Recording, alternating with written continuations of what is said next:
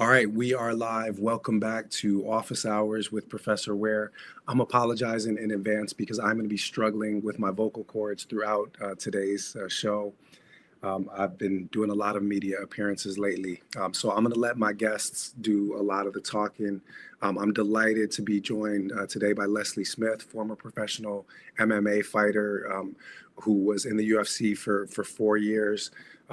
Brilliant fighter, and I won't do the full CV, but for our purposes of a conversation today, the thing that was most striking to me is that she was released from the UFC shortly after a union organizing drive, because we're going to have a conversation today about combat sports reform. I'm the only candidate for major office in the United States that has a combat sports reform platform, because I want fighters treated with dignity. I want fighters to be able to organize. I want fighters to be treated like human beings, not commodities. And I want us to end the era of combat sports being run like modern day Mandingo boxing. So I'm delighted to welcome Leslie into the space. I'm also delighted to welcome Lucas Middlebrooks into the space as well.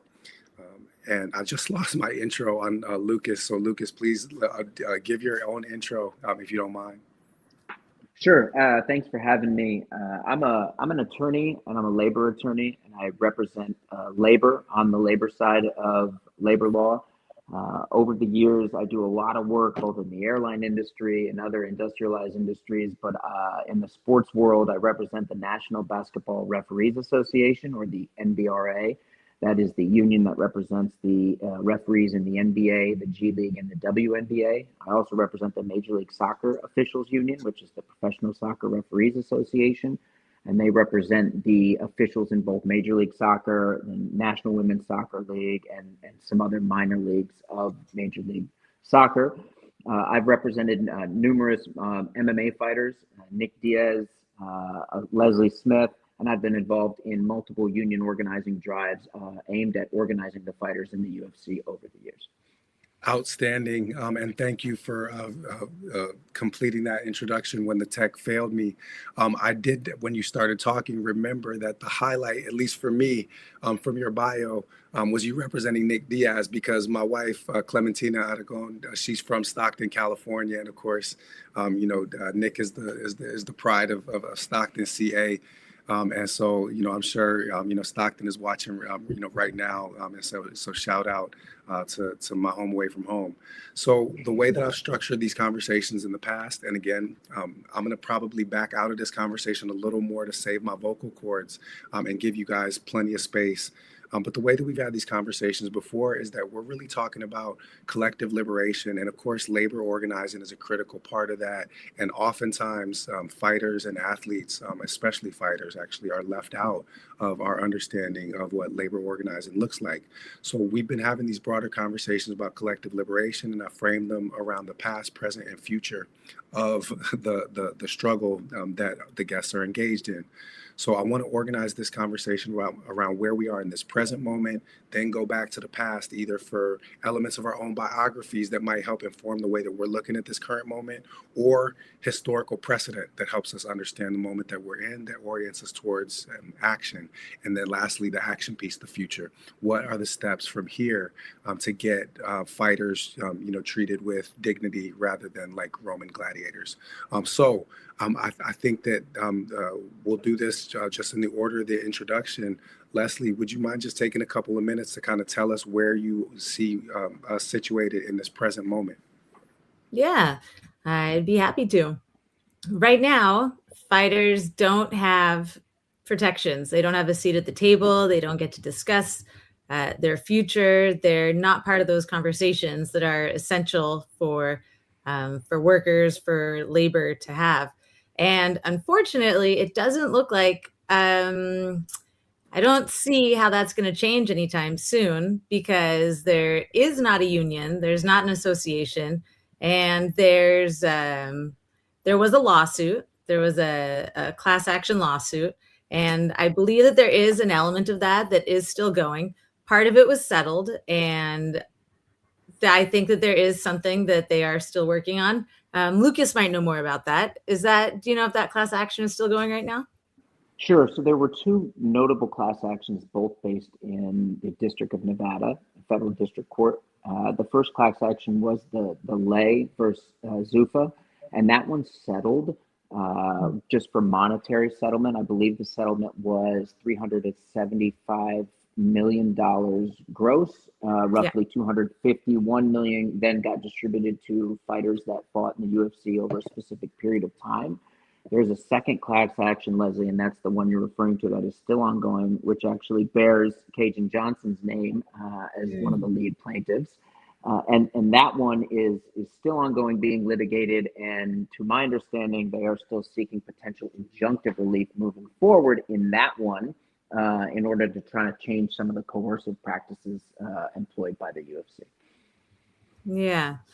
And I do have really high hopes for that one. I know that a lot of the intentions that the group that did those, were to break up the monopoly, the monopsony of the UFC, so there could be other buyers, there could be other opportunities for people to fight. But at the same time, I don't actually think that that is the very best way to accomplish it. I think that a union is going to be the very best way for fighters to get to have the labor rights that so many other industries and so many athletes have at this point.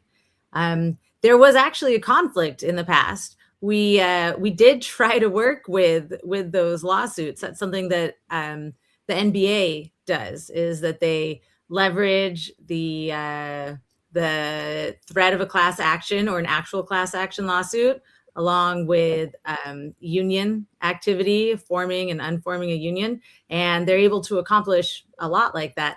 But we weren't able to get all the parts together in order to work it like that. Yeah, I mean the wealth and power gap is different, right? When you talk about the folks that are trying to unionize from a combat sports standpoint, at least that's what it looks like to me from the outside. Is that you have a certain top tier of folks that are making decent money, and then you have a lot of people that are fighting with very, very limited access to resources. Correct me if I'm wrong. Oh, you're right. You're absolutely right. And one of the problems there is that those people who are well taken care of at the very top, they're feeling well taken care of, or like they shouldn't be biting the hand that's feeding them, and like they don't want to rock the boat because they like the position that they're in. And they're the only ones who can actually rock the boat. They're the only ones.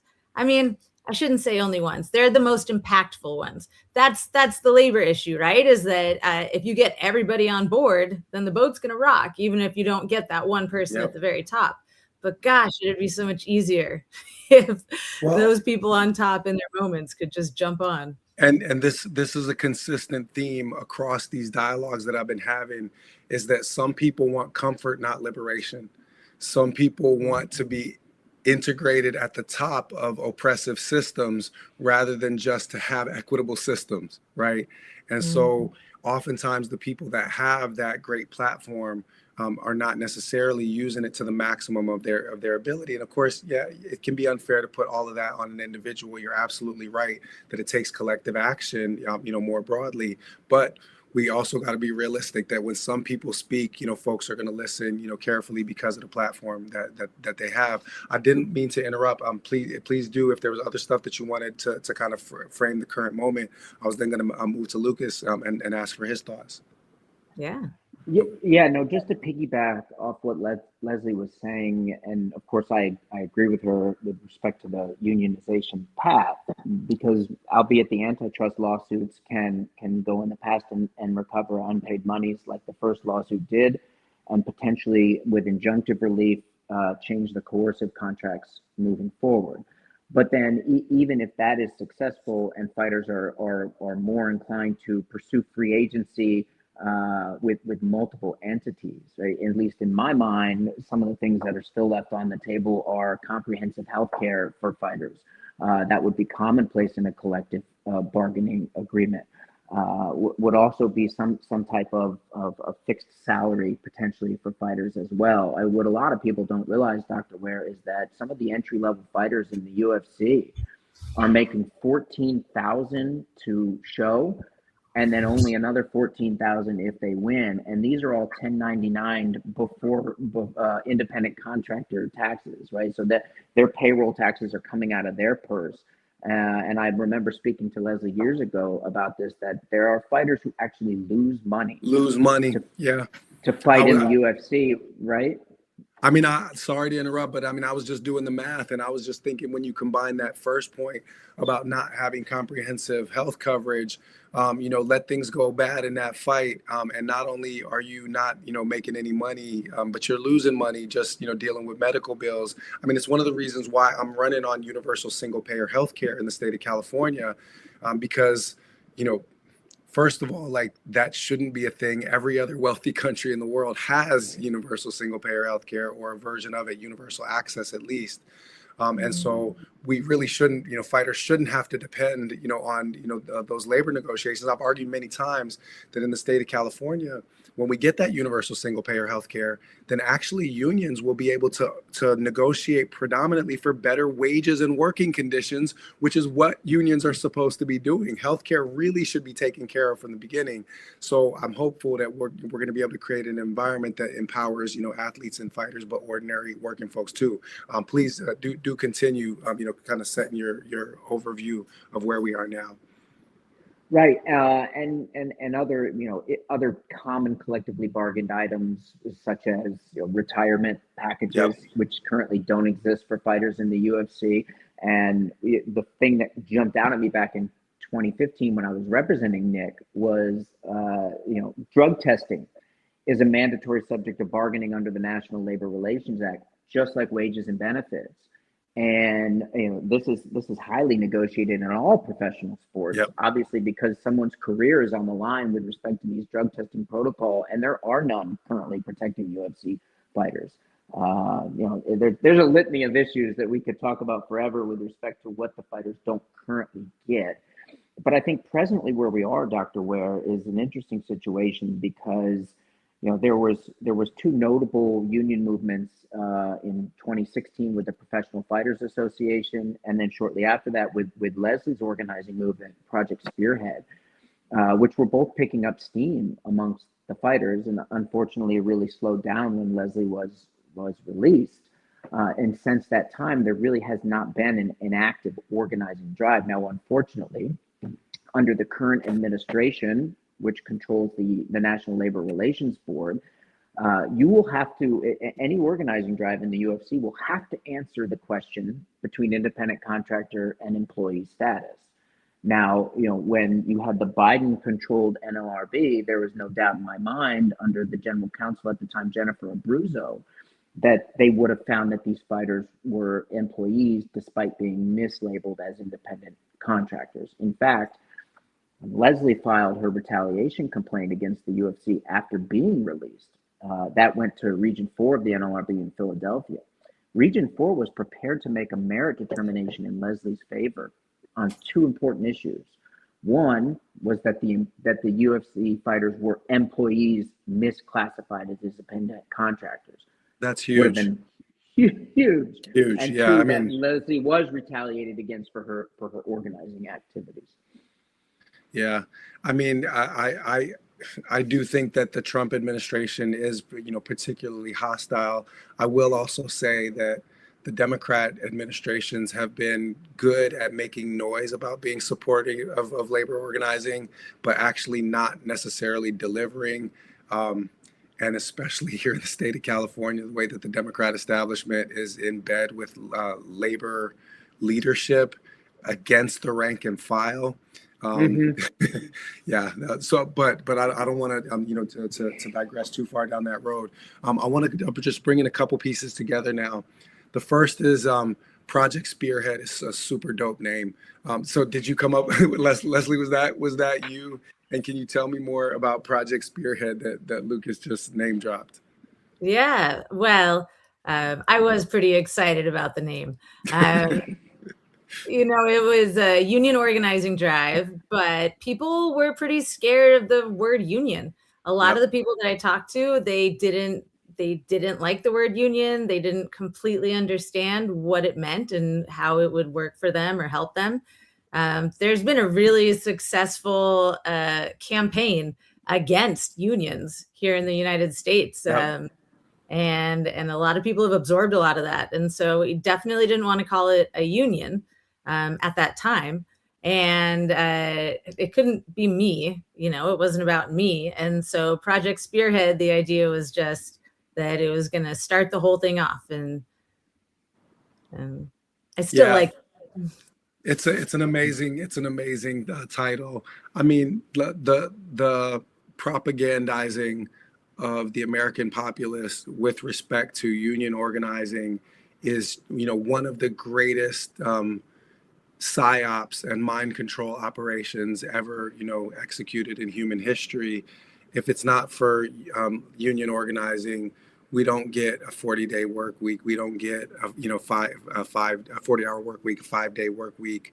We don't get any child protections. And the ownership class, that capitalist class, has been just drilling on people, to get them to abandon the most powerful tool that we have in a capitalist system, which is to be able to withdraw our labor. And that's actually, to go back to the point I was making with Lucas, because Biden gets no shine on my show. I'm just going to be clear about that.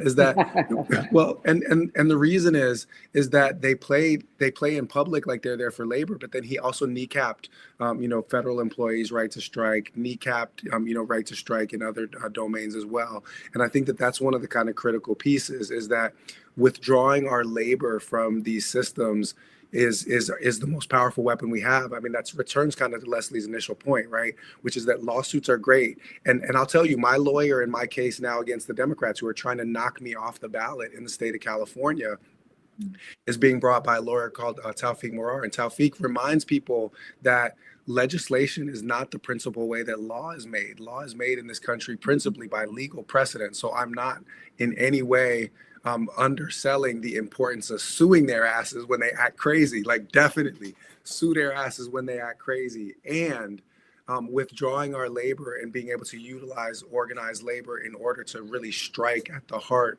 of that ownership class. I think that is the most powerful tool. But the two of them together, right? That's what you guys are here to represent. That's what this conversation is about. And that brings us to the next part, is that what kinds of lessons or inspiration have you guys taken from either from the past, right? So present, now past, either from your own journey or from kind of historical, moments in, combat sports history or union organizing history, or just in your own path. And I think that just to keep things moving, I'll ask Lucas the first time to respond to this one, and then pass it to Leslie. Yeah, that's a great question, and I think I would draw on my experiences just in the labor world, in organizing in general, and then briefly with respect to Leslie and Project Spearhead.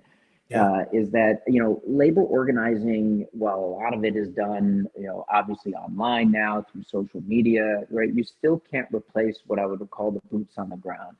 And Leslie and I often had these discussions when she was pushing forward with Project Spearhead, right, which was, operating on either a non-existent budget or a shoestring budget. But we would always discuss how, if you were really going to make strides in this organizing effort, that you would need boots on the ground. And what I mean by that is you would need representatives going to the gyms, because fighters are not like a normal industrialized workforce where you can go to the factory floor and collect authorization cards, and you could get hundreds at a time, right? They're dispersed across the United States, they're dispersed across the world, and so to the extent that you have to get out there and educate the fighters with respect to the benefits of unionization, because there's a lot of misnomers and falsehoods that are out there in people's mind. And what Leslie and I found was, the more you talk to people and just have conversations at a real human level, they start to understand the benefit. And Dr. Ware, what you mentioned earlier, they start to understand the value of their labor in a collective setting, and the power that they may hold in withholding that labor, if necessary. If necessary. And so, whereas Leslie was making significant strides and she was really doing most of the organizing on her own and online, it was really never tested from a standpoint of if you had financial backing and you were able to put people out there talking, right? I think it could snowball even faster if the climate was right for it. Yeah. Leslie, any thoughts either on your specific past in this or the deeper history? And don't feel pressed to go in on the deeper history, because I got a lot to say about the deeper history. I'll just throw that in. Well, I'm excited to hear what you have to say about the deeper history.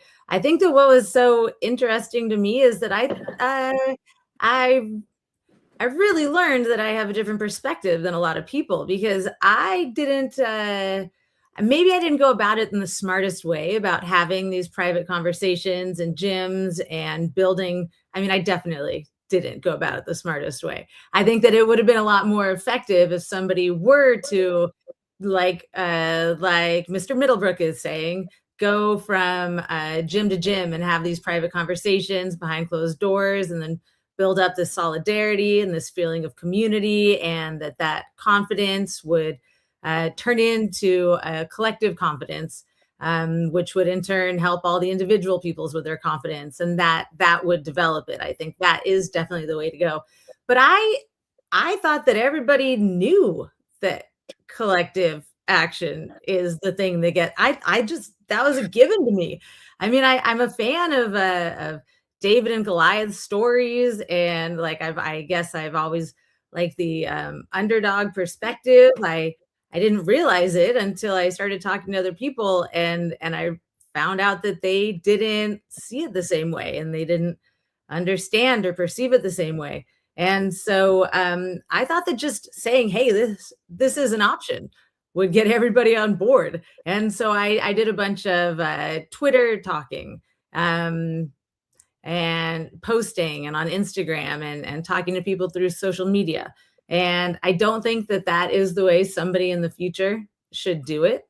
I think that it should be exactly what Lucas was talking about, with people getting together and forming those relationships in the community. From the ground up. Yeah, up. Yeah. exactly. Yeah. No, I wasn't interrupting. I was hearing it now, and fully understand it. So please do continue. But yeah, it's different when it comes from the top down, and it's kind of just vocal messaging that comes in a public space, as opposed to bubbling up in interpersonal interactions with trusted comrades. Yeah. I mean, I will just say to add a piece to this. That's what Jesse Ventura was doing when he was first trying to unionize professional wrestlers, and this is a really important precedent for me, because Jesse was the last independent, not Democrat or Republican candidate to win a major gubernatorial election. I was there in Minnesota in 1998. I grew up on the south side of Minneapolis. And so, so watching how Jesse did things politically, as a gubernatorial candidate is something that's significant to me, and how he governed actually after he got power by, utilizing the enmity that Team Blue and Red have for each other to get his own agenda passed, right? I'm like, I'm taking notes because I'm going to need all of that game. But one of the things that he did when he was trying to organize the professional wrestlers was exactly those locker room conversations. And he started by, just talking to the guys in the locker room about this and building this. And no joke with this, it came out when Hulk Hogan passed away recently, that Hulk Hogan ratted him out to management. Like literally, scabbing before there was even a union, snitched to management. And Jesse Ventura hated Hulk Hogan, because of that. I hated Hulk Hogan because he used the N-word all the time. And it was sad because as a kid, I loved Hulk Hogan, yeah, brother, I loved all of that stuff. It was fantastic. It was a great time for me, but it was a shame to learn that this guy was a union buster, as well as, being either low key or high key racist. So that's, I think, one kind of piece is that folks have tried to get these spaces organized, but they have met with a lot of these obstacles that you guys have faced. And when we move into the next part of the conversation, I want to think about how we can collectively work to overcome those. But I want to get one other kind of historical precedent into the conversation, just for my own sake. I converted to Islam when I was 15 years old. When I read the autobiography of Malcolm X, I have like multiple pictures of Malcolm in my office at all times. You know, like that was my introduction into kind of the Black Muslim radical tradition. And of course, the other great famous Black Muslim figure of the 1960s and 1970s was Muhammad Ali. You know, float like a butterfly, sting like a bee, hand can't hit, which your eye can't see, rumble, young man, rumble. And Ali was not just famous for what he did in the ring, but he was much more famous for what he did outside of the ring, the stands that he was willing to take, the sacrifices that he was willing to make, losing prime years of his career because he would not, participate in an imperialist war to colonize the people of Vietnam after they had managed to get free from French colonization. So I think that one of the things that I hope can emerge out of this conversation is that we can call on people like, for example, a donor to the Stein Ware campaign to when I ran as vice president with Jill Stein back in 2024 was the great Palestinian fighter Bilal Muhammad, right? Bully Boy 170 on Instagram. He supported our campaign because we stand for Palestinian liberation. I ain't reading all of that, free Palestine, right? That's what the kids at the encampment at Columbia University said. But I think getting a figure like Bilal Muhammad to speak out, on union organizing. His manager is a good friend, Lewis Taylor, also a former champion. I know supports this cause. So one of the things I just like to say is I want to put whatever resources, human, political, social media that I can into this effort, because I really think it's of critical importance that we empower organized labor across all spaces, with the exception of the police. Police unions aren't real unions, and that's a separate conversation. Is there any other stuff that we feel like we should cover with respect to the past, either organizing history, past history, or your guys' own kind of working us towards this point where we find ourselves now? There is one thing that I want to talk Please. about, and that is that as the sport is evolving and growing bigger, that the people who are involved in it are also evolving and developing and getting more professional. And at the beginning of the sport, I mean, it hasn't been around for years. It's not as old as football or Right. baseball or anything like that. And at first, it had a really poor reputation of just, I mean, people fighting.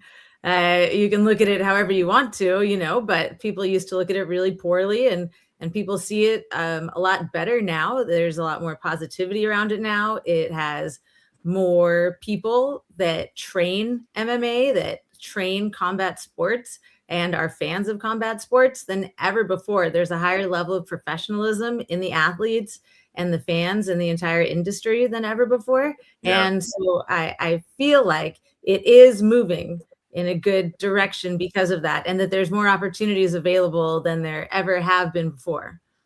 I think that that's an amazing point, and I'm glad you brought us back for it before we move on to the future of things. I mean, my wife, who I mentioned before, is from Stockton. She does mixed martial arts training. That's like her preferred, kind of cardio and training activity. I mean, I met her at the gym, 5'2" Mexican squatting 285 by 6, 225-pound Mexican squatting 285 by 6. And I was like, okay, this chick's strong. Just for the record, I boxed, so I was never an MMA guy. Boys club as a kid, boxing. I played minor league baseball. I played high school basketball and football. I played college baseball as well. Now the way that I get my kind of athletic stuff out is with lifting. So last year at age 51, I hit a 225 by 30 bench press set. Like NFL combine numbers. And yeah, I'm 52 now, because even light skinned black don't crack. When you moisturize, we're holding it together. We're keeping, keeping things tight.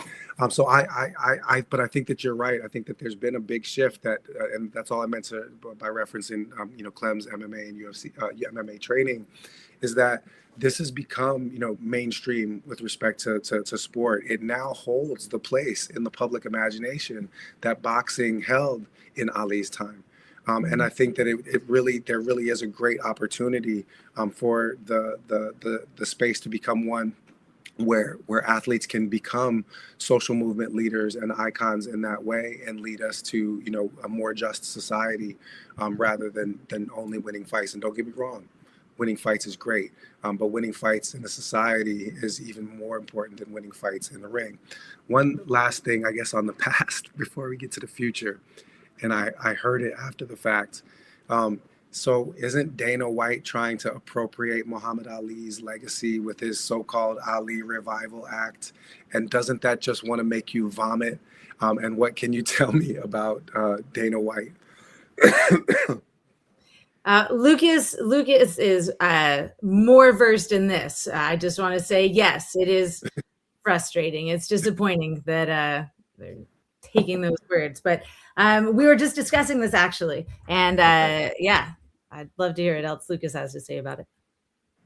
Yeah, it's concerning to me, the Revival Act, I believe, as it's being called, which I believe passed the House just by a voice vote recently, and it'll move on to the Senate. What is concerning to me about the changes to the legislation, Dr. Ware, are the provisions or the exceptions for the unified boxing organizations, as they call them, or the UBOs, where you would actually, I believe, be allowed to lock fighters up for a period of 6 years as a UBO, and a UBO would also be allowed to essentially be its own sanctioning body.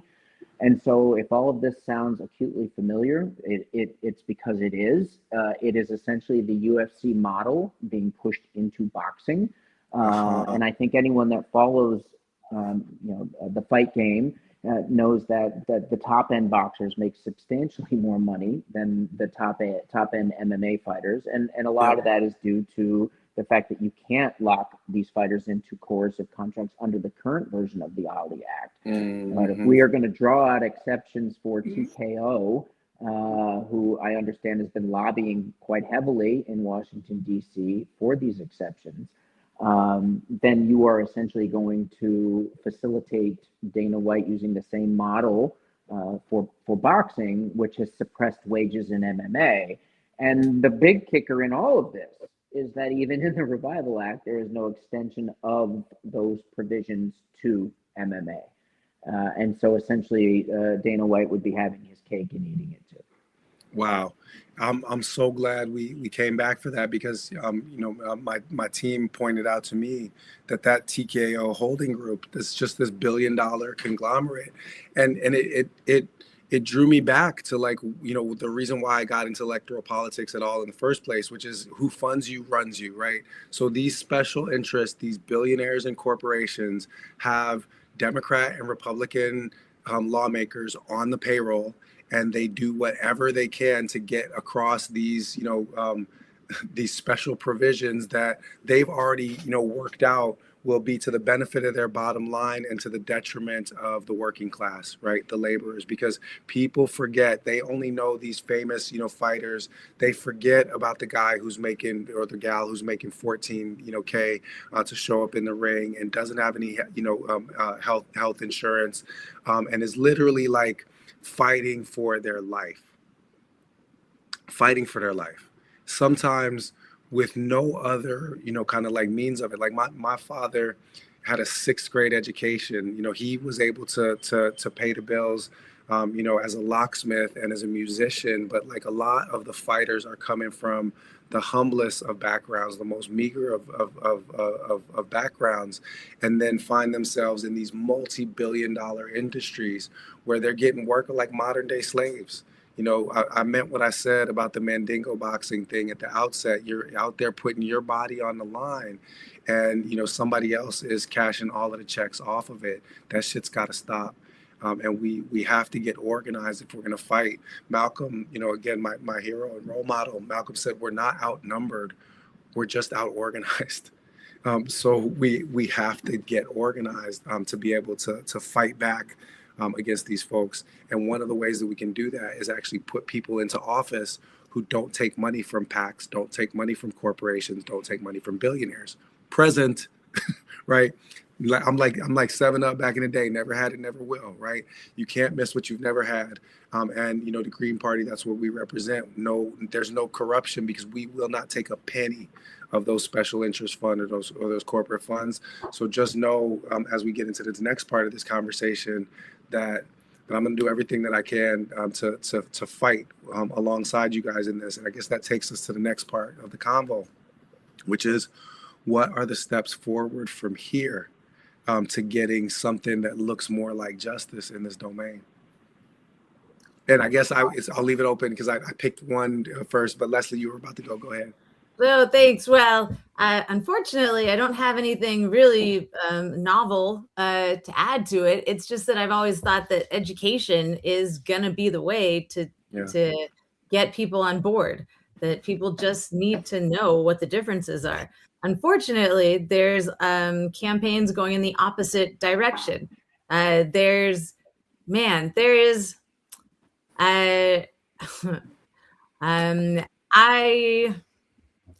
I don't really like the way that UFC has gotten, it's not that I don't like it being political, things can be political, but there's some psychology behind what's going on that I don't completely understand.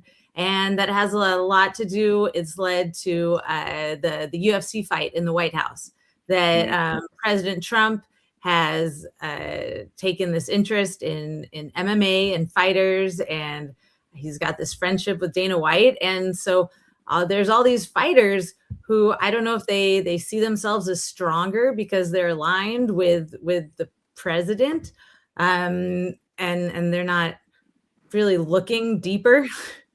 I don't know what it is, but there is this association between a very strong anti-labor force in the president and fighters. And so it's very easy to see those lines being drawn. Like, well, if you're a strong fighter, if you're typical and regular, like all these other strong, amazing fighters, then you're probably pro-Trump. And if you're pro-Trump, then you're anti-labor and anti-union and organizing. And so there's got to be a way to make it really clear that those are not actual lines, that isn't the way that it is, that in fact, a really strong person is probably not going to be pro-Trump, and that it doesn't have to be like that. It's such an incredibly powerful point. I would hazard the guess that this has been predominantly male fighters, correct, that have been taken in by this rhetoric, or not necessarily. That predominantly, but not exclusively. Well, the reason that's fair, the reason why I mention it is that I think that there's a little bit of an overlap. Well, okay, so first of all, I have posted that this is the only campaign that is trying to take the fitness space back from the fitness to fascist pipeline. That there is a kind of alt-right leaning in a lot of the athletic space that takes place in social media. And so when you take somebody like Jake Paul, for example, and his proximity to Trump, I think that this is a typical case of that. Somebody like Andrew Tate, these are manosphere douchebag bros, right? So that is part of their alignment there. But I think that there's a broader, question which you've raised, which is why are working class people identifying with those that attack them, right, against their own interests? And I think that this is a conversation, like you said at the outset, that there's some kind of psychological operation taking place. I'm gonna, at the risk of going, slightly long, I just want to tell a story that a mentor told me that I feel like helps, explain it. So I was like 19. We were coming out. There's a professor, and he said, "Butch, do you know how they train elephants at the circus?" And I was caught flat-footed. I had no idea what he's talking about. Looking at him, the way that you're looking at me right now, and I'm like, "No, I'm sure I don't." Basically, and why do you ask? He said, "Well, they whip them real hard. They whip them hard with heavy lashes every time they try to run, because." Even a baby bull elephant, if it gets loose, it can trample a half dozen people to death in a matter of seconds. And they take heavy chains and they affix those chains to the leg of the animal. till the iron bites into the flesh, to the skin of that animal. And they affix those heavy chains to heavy pegs that are anchored in concrete.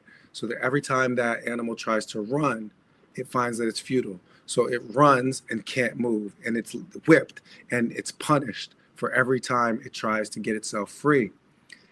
He said, but once that animal has been broken, it can grow to weigh a couple of tons, and you can keep it in place by waving any insignificant string in the air. You can take any insignificant string, tie it around the ankle of that animal, tether that to any insignificant peg, and it will never run. Mm-hmm. And then he asked me, do you know why I'm telling you this story? So I ask you the question that he asked me, like, do you kind of see where I'm going with this? When you've taught people to internalize the systems that oppress them, then they will voluntarily keep themselves in place. Mm-hmm. They identify with the system that is brutalizing them. And then the system doesn't have to do that work of control. The control is in here. The control is in here. That's what I got when I read Malcolm's autobiography. I found somebody who, despite the fact that the system had broken him down, he got free here and here, and therefore couldn't be contained anymore, couldn't be stopped. And I think that when you referred to it as a psyop earlier, like, this is where a shift in perspective is needed. Education is needed. People with platform really need to draw attention to that fundamental contradiction. And I said this in a speech to the SEIU Local 1000, which they just endorsed Eric Swalwell, who is an anti-labor guy, right? Mm-hmm. And also a Zionist, separate question. But I just want to be clear, we had people in the room after that debate at the SEIU Local 1000. I beat the next two candidates combined for best candidate, but SEIU Local's leadership nonetheless went with the traditional, Democrat establishment. And why am I mentioning it? Because in that debate, I said just a simple fact: you cannot represent management and the shop floor at the same time. Mm-hmm. And that's what the union leadership, unfortunately, in a lot of these unions that is in bed with the Democrats, have done. You either represent the ruling class or you represent the working class. You can't serve both masters at the same time. And I think that, to your point, Leslie, folks that are the working class, that are part of the labor in this, need to embrace their power and understand that while they might aspire to some of the accoutrements of power that somebody like Trump, or for that matter, somebody like Obama, who was no friend of labor, organized labor either, just to be blunt about it, that while they might aspire to some of those accoutrements of power, the real power is in the people. The real power is in workers organizing. The real power is in organized labor. Mm-hmm. What about you? The elephant story resonates, and it resonates, and Leslie, you'll appreciate this, is that, when Leslie was organizing through Project Spearhead, we saw a very real climate of fear amongst the fighters. And so one of Leslie's main focuses was that, everything was going to be anonymous, right? So if a fighter wanted to sign an authorization card, that's protected by federal law under the anonymity, but that Leslie would never tell one person or another. In fact, she took it so seriously that the authorization cards would come directly to me as counsel to Project Spearhead, so that even Leslie wouldn't know who signed a card and who did not. But you mentioned that fear taking hold to where it ends up controlling the entire group. And we were seeing these strides away from that while Leslie was organizing. And if you haven't seen it, you could go up on X or Google or wherever. And there was a key moment in 2017, the UFC organized a fighter retreat, and they invited all the fighters in. They had these speakers, and the keynote speaker was Kobe Bryant. And he was on a stage, and they had a panel, and they were asking questions. And then at one point, they opened it up to questions from the fighters who were there from the retreat. And true to form, Leslie stood up and she asked Kobe Bryant, can you explain to this group how important the PA, the NBA PA, was to your career as an athlete? And I tell you, if you watch that clip, Kobe did not hesitate. and he said something along the lines of, I can't tell you how important it was to my career. He said, because while we may have been at each other's throats competing on the court, when we got in our union meetings, we all realized that a rising tide lifts all boats. And Leslie said, well, we're thinking about unionizing here, and she gets a thunderous applause. So just from that clip alone, you can see that the appetite is there. Yeah. That the appetite is there amongst the fighters, but the question is the appetite hungrier than the fear? And that's where the education component comes in. And I'll just share one more story, is that during this time period, I was traveling for unrelated work, and I was in Denver, and I was eating at a restaurant, at the restaurant bar, with the president of the union I was representing at the time. And a very notable fighter comes in and sits down to also eat at the bar, just happenstance. And we get talking, and we shift to the discussion of unionization. And this particular fighter was very anti-union, but a lot of the negative thought process around the union was just really lack of understanding of what it meant to be unionized. And it was so fascinating to me, was after a 30-minute conversation at that restaurant bar, we ended up exchanging phone numbers, and the thought process was shifting. You could see the thought process shifting. So to Leslie's point, that the education component is key to people understanding, like you mentioned earlier, how important their collective power really is. Beautiful. You just helped me understand, by explaining that story took place in 2017, why they were driving Leslie out, because the power, they felt the power, right? The people need to be taught the power that they have, and need to be reminded of it, because we are conditioned into like a learned helplessness. And it's actually through building those organizational networks that we find the power that we actually have. Before I give you guys each a chance for any kind of closing thoughts or reflections on the way forward, I just wanted to kind of publicly make some commitments. So I'm doing an event, we're calling it Unity Uprising, Black Radical Tradition and Collective Liberation. So this isn't just about Black liberation, it's about the relationship between Black freedom struggle and all collective liberation struggle. And one of the guests that is coming in for this, so this is April 4th, at Cal State LA. I'm co-hosting it with Dr. Melina Abdullah, one of the founders of Black Lives Matter. And one of the guests is, one of our guests is Chris Smalls, the Amazon labor organizer who got Amazon organized. So I want to publicly commit to connecting you guys with Chris about how we can think about how to reinvigorate the efforts to organize that space. Because one thing that's different about me, I'm not a career politician. I'm somebody that's been in activist and organizing and community education space as well as academic space, for decades.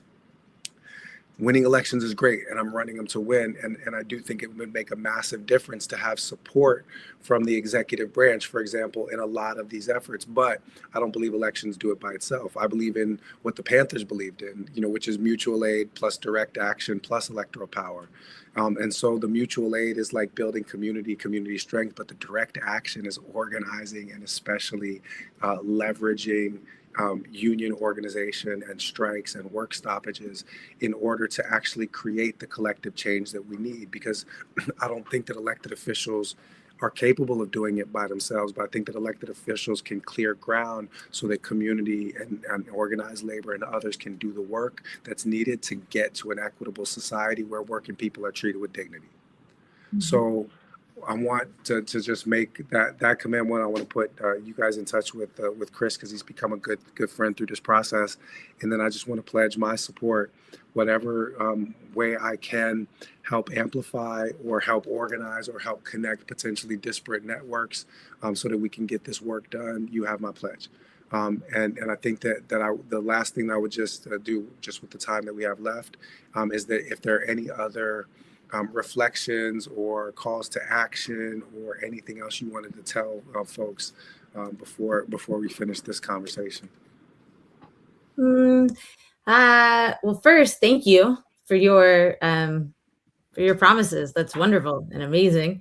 and I am grateful for it. I am not an active fighter anymore, but I'm still part of the combat sports world. I coach jujitsu, and I have a lot of friends who are still fighting, and I do still want to be part of the fight. I'm in law school right now. I just finished my first year of law school.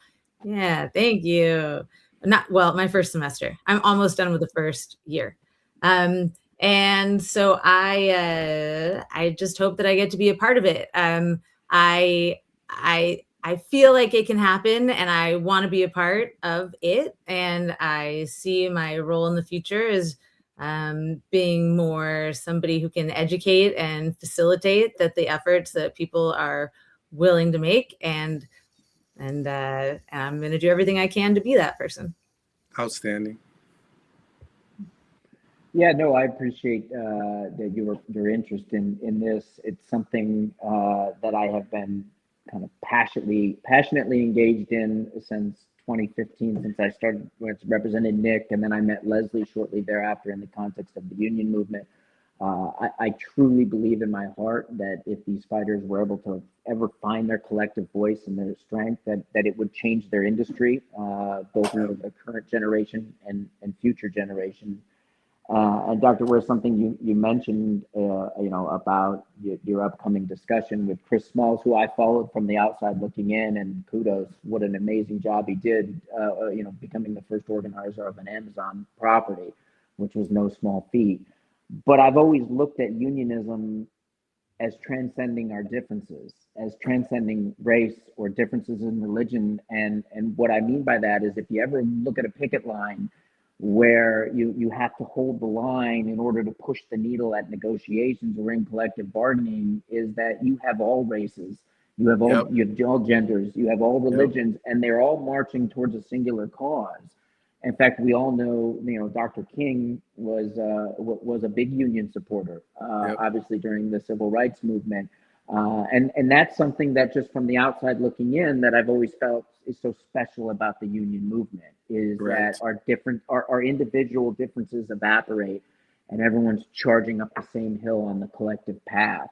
And having sat at a number of bargaining tables, both with and without the right to strike, and that's a whole different story. There's something acutely passionate about that collective strength and watching people put aside their differences to achieve the greater good. And it's my hope someday that fighters can rally around that flag, because it will change the industry, and it will change their lives and their careers. Well said. The Black Panthers were foundational in the creation of the Brown Berets, Chicano organization, Young Lords, Puerto Rican organization, Young Patriots, White Appalachian, organized group. If you go to my website, butchwareforgov.com, at the bottom of every page, it says solidarity beyond identity and ideology. The goal is not to get everybody to look the same or to think the same. You don't need that in order to move in unity. You just need to be willing to fight alongside and for someone who doesn't pray with who you pray with, or lay with who you lay with, or look how you look, and recognize that their humanity and dignity is every bit as sacred as yours, and that unless you're standing shoulder to shoulder to fight for their dignity, then the people who want to diminish all of our dignity will have their way with us. So that's the goal. It transcends bounds of ethnicity, it transcends bounds of race or culture or religion or sexual orientation or gender identity or expression. That's what I mean when I say it's collective liberation, because it's either collective liberation or it ain't no liberation at all. Yes. Well, I'm a mic drop on that. Thanks for spending an hour with me, guys. I look forward to the follow-up. I'll have my team be in touch about those deliverables, and look forward to including you guys in some subsequent conversations. And Lucas may also reach out to you for some legal stuff. Fair enough. Happy to help. All right. Take care, guys. Thank you so much. Thank you so much. It was an honor. Yeah.